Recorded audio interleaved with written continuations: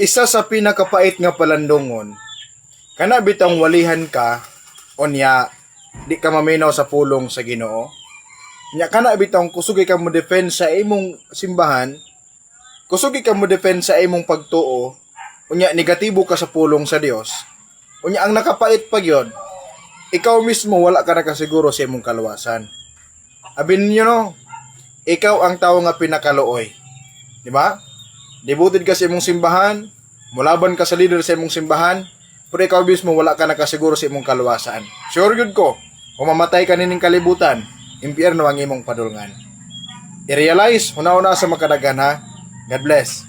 Kining mga pastoy karon ba, mura na po sila Diyos, no? Kaya sila ang mo-determine kung luwas na ba sila o gitawag og dili. Daw, giilugan nila o katungod ang Ginoong Diyos nga moingon nga ikaw luwas na, ikaw dili ka gitawag og luwas. Mo na ni bag-ong function karon sa mga pastoy nga mingsulpot lang after 16th century.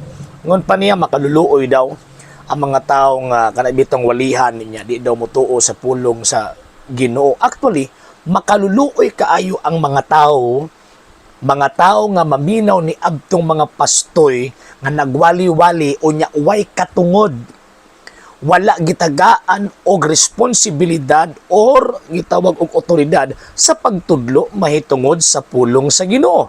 Kay ang pagtudlo sa pulong sa Ginoo kinahanglan inline pod sa pulong sa Ginoo.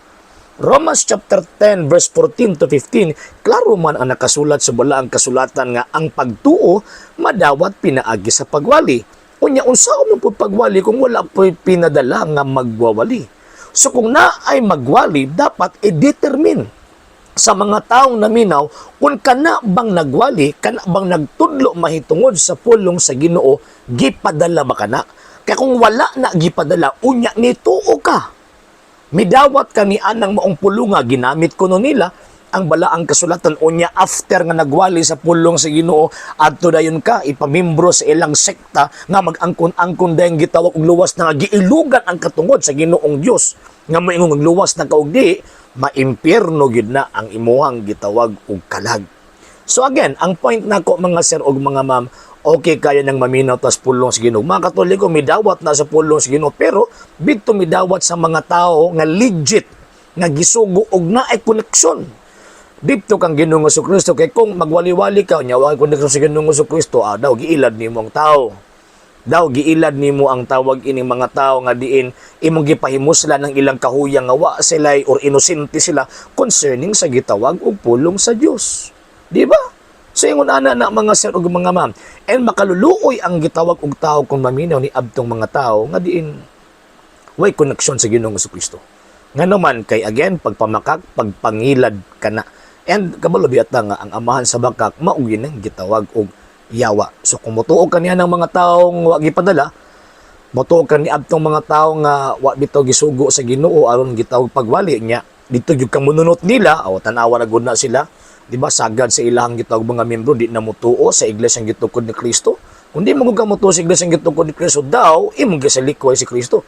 Kasi Kristo ang ulo, ang simbahan mao ang iyahang gitawag og lawas. So kung di nimo dawaton ang tawag ini nga pagtuo sa iglesyang gitukod ni Ginoong Jesucristo, tabla ra nga wa nimo gidawat ang atong Ginoong Jesucristo. So makaluoy gyud na ang imuhang kalag.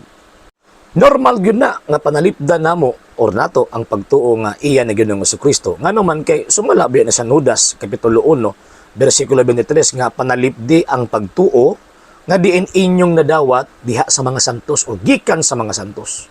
So buti pasabot normal na mo mga Katoliko nga manalipod sa mong pagtuong Katoliko ngano man kay kining among nadawat nga pagtuo santos or balaan kining nga pagtuo nga gikan mismo sa mga apostol nga gikan mismo ni Ginoong Jesucristo. Kung di na mo di panalipdan, tablara nga mitugot mi nga bugal-bugalan or kanabitang panamastamasan ni sa mga tao nga iya siyawa.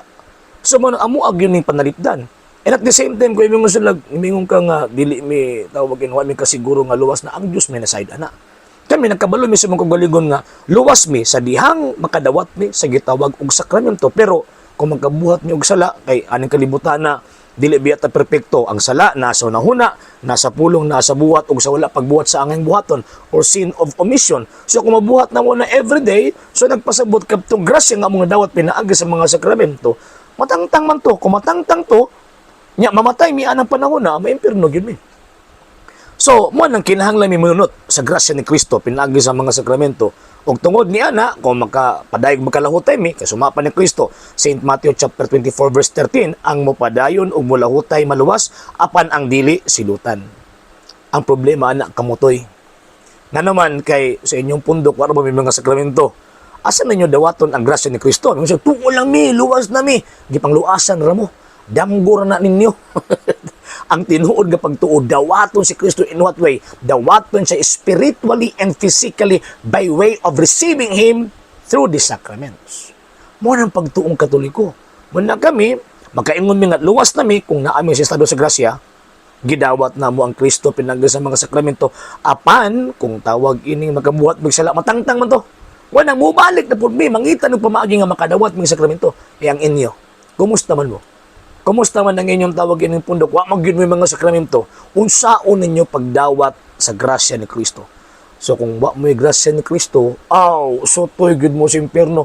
Kusog pa mo sa racket, while singin sa pagkapila mo mag-claim-claim nga luwas na mo ang kamatuuran ang inyong kalag impyernohon kay wa mo'y Kristo nga gidawat sumala sa sugo sa balaang kasulatan.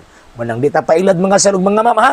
Sama ni ining mga pastoy nga maayo kay musulti mga bulawanong mga pulong, mga balakno nga mga pulong, pero ang punto din ha, ang point din ha, maimperno ang inyong kalag kay kung maminaw mo aning mga tawhana nga wa gisugo ni Kristo, and at the same time ipatuo pag yun sa iyong kaluwasan. No sir, no ma'am.